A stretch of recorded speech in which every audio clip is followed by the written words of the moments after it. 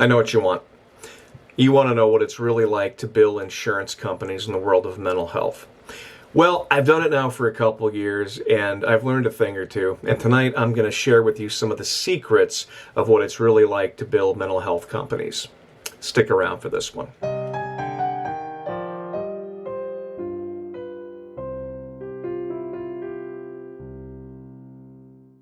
Welcome to the Dark Side of Therapy. This is Eric Nance, your resident therapist. This is the show where we help new clinicians and new graduates navigate the mental health field, avoid burnout, and have the best careers they can. I'm actually at home today shooting because I didn't get to the studio. It was a busy week. So hopefully the audio video is of sufficient quality. And if not, tell us in the comments, but we'll get back to the studio next week. So I've been in private practice now for a couple of years. And when I first got into it, I was scared to death of the insurance billing part of things. I thought, what have I gotten myself into? And in fact, other therapists have said to me, I don't want to get into private practice and do my own billing because it's just too frightening and scary. What if things go bad? And then horror stories about dealing with insurance. Well, here's the thing. There is a steep learning curve to it, and it is a difficult process. And billing is a different language than mental health.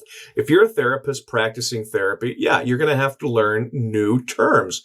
You're going to have to learn terms like ERA, EOB, and you may have to learn terms like denied when your billing does not go through. So all of this stuff leads to an education that is far bigger than I could have imagined. But here's the thing, it can be done. And tonight I want to share with you 5 things I've learned about billing in the mental health system. Number 5, every electronic health record has a clearinghouse. And what a clearinghouse is a way for the billing to go in clean when it gets to the main insurance company. So the clearinghouse just makes sure that the codes are correct, the names are correct, that the process is correct. Now, here's the catch. Every clearinghouse will require you to get credentialed with them as well. So there's almost a 2-step process for insurance billing.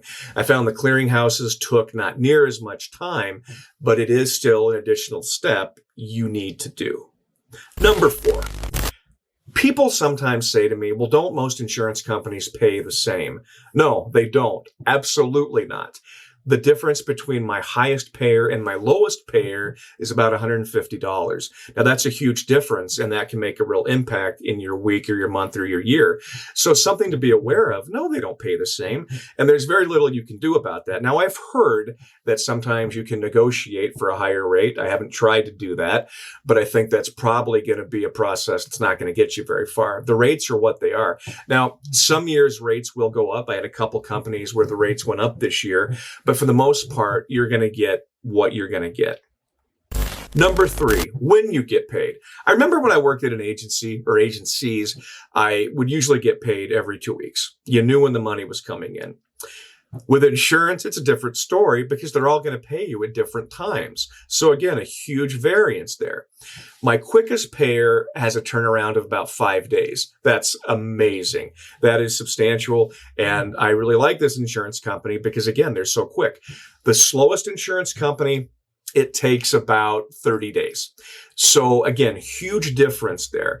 And you have to learn each insurance's tendency. So after a couple of years, yeah, it's no problem. I know when this is going to pay, when this one is going to pay. But in the beginning, it's a complete enigma. So that's something that I had to learn. Number 2, insurance companies are not your friends. These are not your peers, colleagues, or people you're probably going to want to go to dinner with because they do things very different.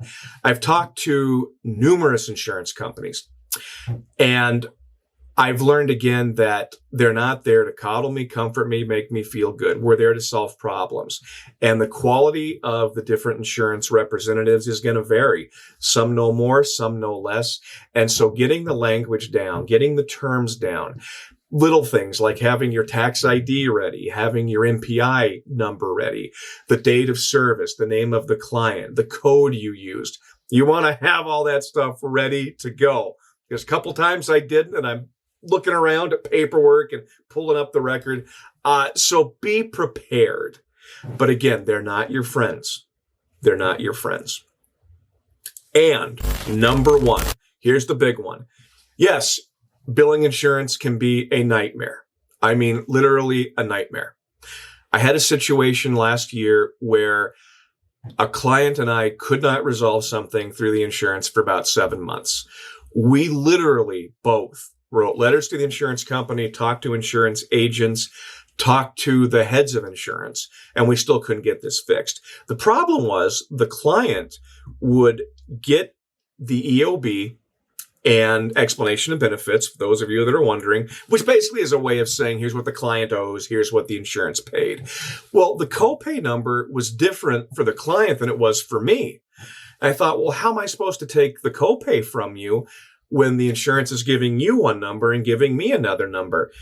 And then what really made the whole thing difficult is we're in different states, and sometimes billing in a different state can be difficult. Well, that was magnified by a factor of 1,000 because we never fully comprehended who was actually paying. And so it became just, again, a nightmare scenario of letters and time spent. And so eventually it did get resolved, but it took 7 months. That is a long time and a lot of effort to put into something. So just know sometimes those nightmare scenarios are going to happen, and there's not a lot you can do about it except go through it and learn. I can tell you this, as bad as that experience was, I learned a lot. I felt like it was probably the most rewarding experience I've had in billing, just because I learned so much. Do I want to go through it again? No. And I think I have some tools to prevent this from ever getting that big again, knowing what questions to ask. But I think we all go through one of those experiences. So just know it's probably coming. So these are 5 things, again, that I hope are helpful to you as you go into private practice and do your own billing.